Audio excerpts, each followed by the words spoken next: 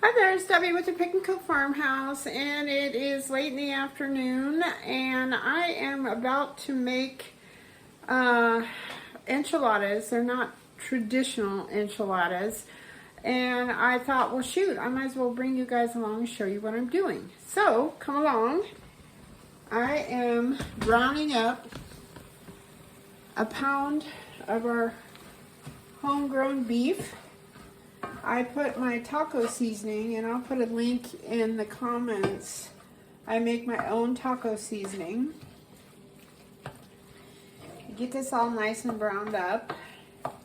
And there's not much grease to drain off of this, but if you did have grease, I would drain the grease off once it gets done.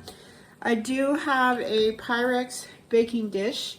This is tallow. I put it right next to, because I don't use Pam and all that other stuff, right next to my frying pan so it can melt. And I just like to do that. It keeps things from sticking.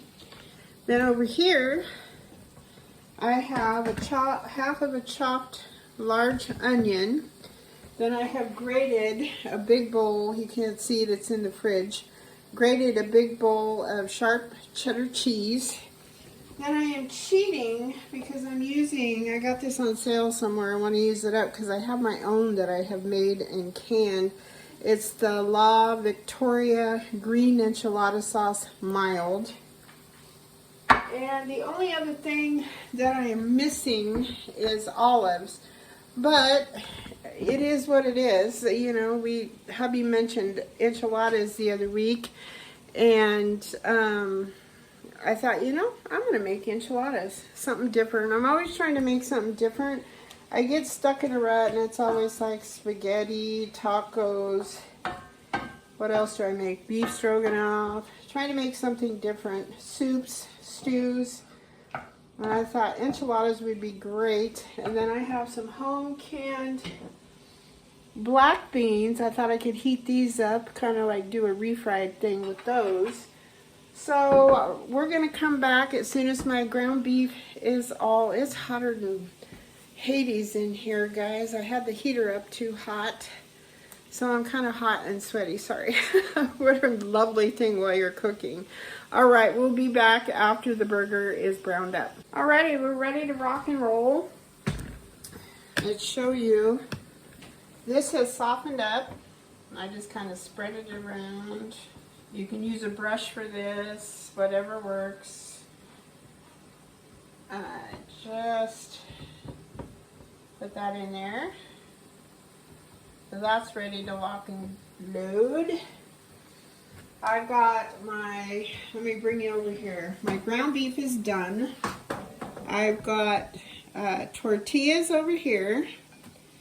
I put my enchilada sauce in a plate. You'll see why. This is my little rolling station, so I try to put everything in the order with the exception of the ground beef, of course, because it's really hot. I'm going to leave it right where it's at. But this is what you do. It's super, super easy. So I opened up another can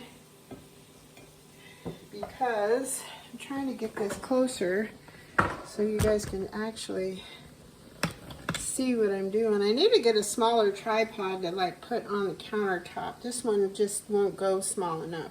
Alright, so we have our enchilada sauce. We have our tortilla. You're going to dip the tortilla.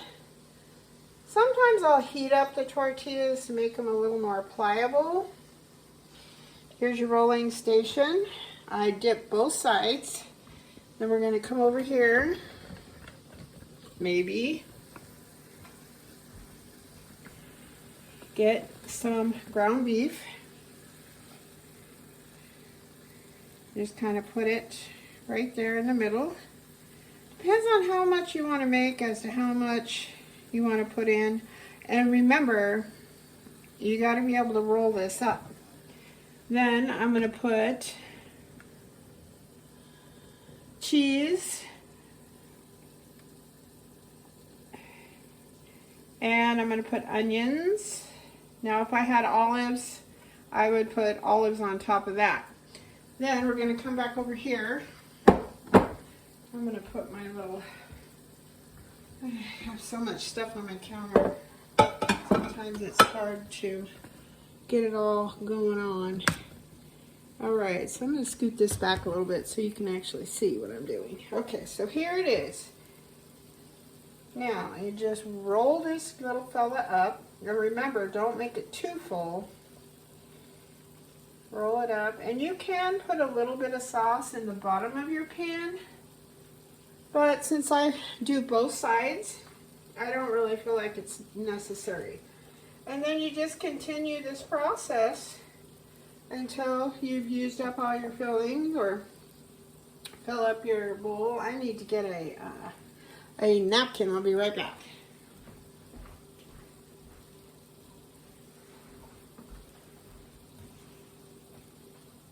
Okay, so I'm going to turn you guys off and we are going to fill these dudes up. All right, so we used up all our ground beef and we ended up getting 2, 4, 6, 8 enchiladas. Not too bad out of 1 pound. I've used 1.5 cans of, they're little guys, what are these, 10 ounce? Yes, 10 ounce of these green enchilada sauce. I'm going to take the leftover sauce, waste not, want not, and I'm going to put that in there. It's kind of a messy process. And like I said, normally I haven't bought enchilada sauce in a long time because I grow my own tomatillos and I use a combination of tomatillos and green tomatoes, and then I roast everything with onions and a little bit of jalapeno. So then you're going to pour your leftovers over the top. This is going to be perfect. I'm still going to have 1 can of this stuff left.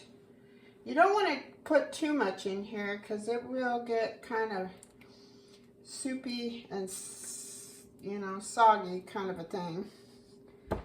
Okay, so there's that. Let me wipe my hands off.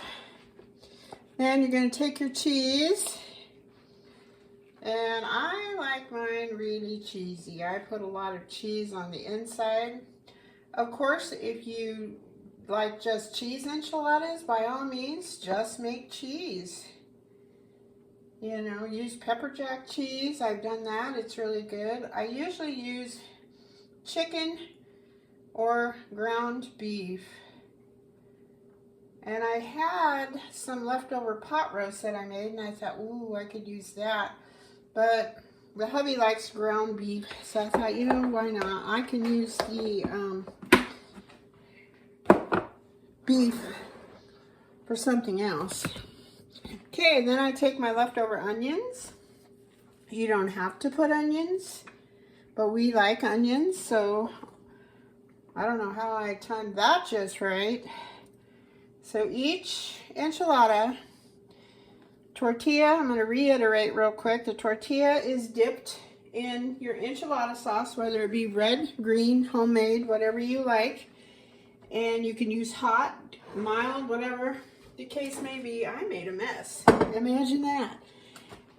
Olives is the only thing that I put in here that I'm missing. I usually put it inside each enchilada, then I sprinkle it on top. So that's all there is to it. Then I just put it on 350 and I bake it for 20 to 30 minutes because everything is pretty much cooked. You're just heating it up, heating up the meat, the cheese, and all that good stuff. So I'm going to cover this though and put it in the fridge because I was really wanting to make this. And then I thought, well, shoot, bring you guys along for the ride, show you how to make it. I've been making these for my kids. My daughter makes them for her family all the time now. It's a good way to stretch a pound of hamburger. You can do half and half because I had kids that didn't like onions and still don't like onions. You know who you are. And I would just put like a toothpick on the ones that didn't have onions or vice versa. So then that way everybody, You know what I mean? And then well, you even when you're doing this, sprinkle your onions on half. So it's very easy to differentiate between that. And then I still have a half an onion to make something for tomorrow, which is really pleasant. I think tomorrow I'm going to have hot roast beef sandwiches with my homemade sourdough bread. I'm thinking that will be delicious. Hubby's not a big fan of leftovers, so it's kind of hard I have to almost make something else with it. So I think that's what I'll do. I'll make a really thicker gravy and do hot roast beef sandwiches, which is super, super easy. So if I can remember, I'll bring you along tomorrow and we'll do that. Super simple. All right. Well, I'm going to show you, I'll put a picture as my thumbnail after these are all done, but I don't want to bake them right now. So once they're baked though, I'll use my thumbnail as of what the finished product looks like. All right, well, I hope the sun is shining where you are. I hope everybody's staying warm and dry, healthy, happy, and thank you so much for watching, subscribing, sharing, and commenting. I've been getting an influx of comments lately, and they're all wonderfully positive. So thank you folks so much for that. God bless. Until I see you next time. Bye-bye.